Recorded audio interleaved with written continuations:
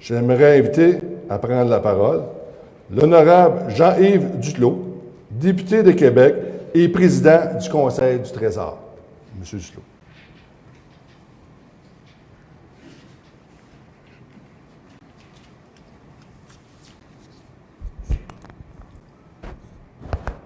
Merci, M. Grondin. Bonjour tout le monde. Merci de vous être déplacé. Merci en particulier, évidemment, aux journalistes d'être présents avec nous pour cette annonce importante.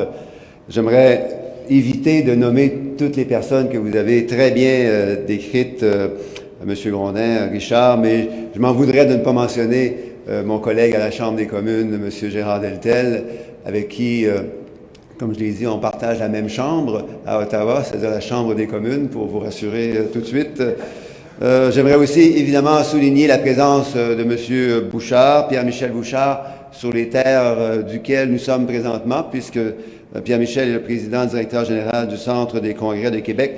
Et j'aimerais aussi saluer la présence et certainement le travail présent et à venir de Mme Boisa, qui est présidente d'honneur du Salon. Alors, j'aimerais profiter de l'occasion pour profiter du thème de ce salon, qui est Femmes d'affaires, pour vous offrir une citation d'une dame qui s'appelle Alice Walker, qui est une écrivaine afro-américaine et une militante féministe très connue et très engagée. Alors, Mme Walker dit « La raison pour laquelle les gens renoncent à leur pouvoir et qu'ils croient qu'ils n'en ont aucun. » C'est exactement ce sur quoi vous avez travaillé, et vous allez travailler, Richard. C'est pour faire en sorte que tous et toutes aient la conscience et la capacité d'exercer leur pouvoir de pleine participation dans notre société.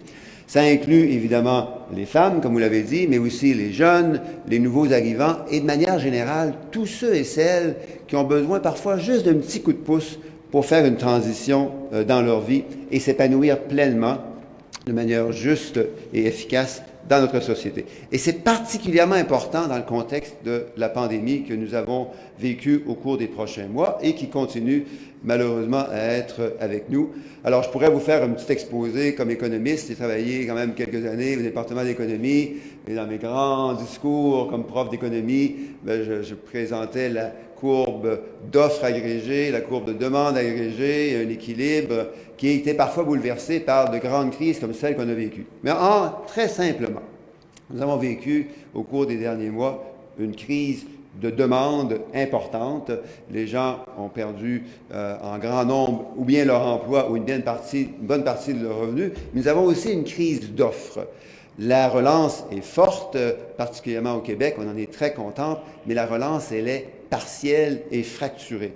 Il y a encore beaucoup de secteurs de notre économie qui souffrent de la pandémie et qui, malheureusement, vont continuer à souffrir durant un certain temps. Et c'est vrai, entre autres, pour l'endroit où nous sommes maintenant, qui accueille généralement beaucoup d'événements d'affaires, qui nourrissent évidemment le milieu touristique, de l'hôtellerie, de la restauration et beaucoup d'autres services dans notre magnifique région de Québec. Mais là, la pandémie crée des défis très importants pour ce genre d'industrie. Donc, on veut une relance qui soit à la fois forte, qui soit verte, mais qui soit aussi inclusive.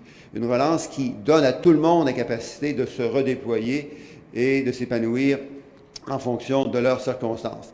Évidemment, ça passe par une participation au marché de l'emploi. Alors, c'est très important ce que vous faites, Richard. Ça nous donne beaucoup d'espoir pour l'avenir de notre région, surtout dans un contexte où on doit se rappeler qu'à Québec, avant la pandémie, nous étions en situation de plein emploi, où les pressions à la fois démographiques et économiques créaient de lourdes difficultés pour les employeurs. Nous sommes en train déjà de retourner à ça dans plusieurs secteurs de la grande région de Québec. La grande région de Québec a un dynamisme économique qui, combiné, comme je disais, aux défis de vieillissement que nous vivons de manière générale plus intensément qu'ailleurs au pays, ça crée de grandes tensions et de grands défis pour nos entreprises et nos entrepreneurs. Donc, les défis d'embauche, de rétention et d'attraction de la main-d'œuvre à Québec vont, entre autres, pouvoir être mieux relevés avec ce travail solide que vous allez faire, Richard, avec votre équipe. Et en terminant, j'ai parlé brièvement du rôle des femmes. Vous savez, ici au Canada, on avait une société parfaitement juste et égalitaire, où la participation des femmes était aussi importante que celle des hommes. Nous aurions par ménage au Canada 10 000 de plus. C'est 10 000 de plus par ménage que nous aurions et que nous allons obtenir en raison d'une meilleure capacité d'inclusion et d'épanouissement des femmes, non seulement dans le marché du travail, mais aussi en matière d'entrepreneuriat. Un exemple, je sais que je parle beaucoup, Richard, mais je veux le dire quand même, un exemple fantastique que je veux mentionner, c'est le Fonds pour les femmes en technologie de la Banque de développement du Canada. Un fonds qui est assez peu connu, mais qui se trouve être le plus important fonds mondial, en matière d'appui à l'entrepreneuriat des femmes au Canada. Alors, donc, une relance solide, mais une relance à plusieurs volets, où tout le monde a besoin de se sentir parfaitement et pleinement inclus. Et c'est pour ça, et pour votre esprit d'innovation, de créativité, votre engagement, Richard, que j'aimerais, au nom de tous ceux et celles qui sont ici dans la salle, mais évidemment au nom de tous ceux beaucoup plus nombreux qui vont profiter de vos services au cours des prochains mois, j'aimerais vous remercier sincèrement, à vous et à votre équipe, et vous souhaiter bonne chance pour ce projet. Merci.